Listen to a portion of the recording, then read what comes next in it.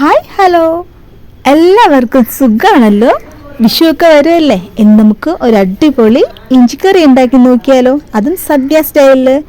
അതിനായിട്ട് ഞാൻ ആവശ്യത്തിനുള്ള ഇഞ്ചി എടുത്ത് വെളിച്ചെണ്ണയിലോട്ട് മൂപ്പിക്കാനായിട്ട് ഇട്ട് കൊടുക്കുന്നുണ്ട്. ഇത് ചെറുതായിട്ട് കളർ ചേഞ്ച് ആകുമ്പോഴേക്കും ആവശ്യത്തിനുള്ള ചെറിയ ഉള്ളി ഉണ്ടല്ലോ, അത് ഞാൻ അരിഞ്ഞതും കൂടെ ഇതിലോട്ട് ചേർത്ത് കൊടുക്കുന്നുണ്ട്.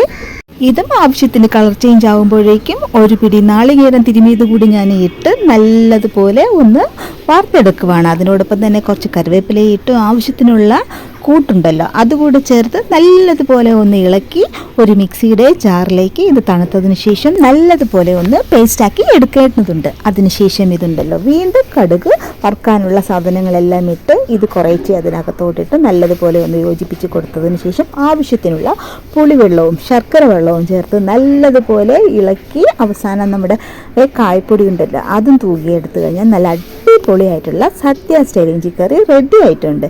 ഇതിൻ്റെ കറക്റ്റ് മെഷർമെൻറ്റ്സും കാര്യങ്ങളും എല്ലാം ഞാൻ ഉടൻ തന്നെ നമ്മുടെ ചാനലായ നീലാംബരിയിൽ ഞാൻ ഇടുന്നുണ്ട്. എല്ലാവരും തന്നെ ഇതൊന്ന് കയറി കണ്ടതിന് ശേഷം അഭിപ്രായം കമൻറ്റായി തന്നെ രേഖപ്പെടുത്തണം കേട്ടോ.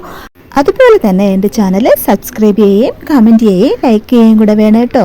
ഇത് നല്ല അടിപൊളിയൊരു റെസിപ്പിയാണ്. എല്ലാവരും ഇത്തവണത്തെ വിഷുവിനൊന്ന് ട്രൈ ചെയ്യണം കേട്ടോ. ഇപ്പോൾ ടാറ്റാ.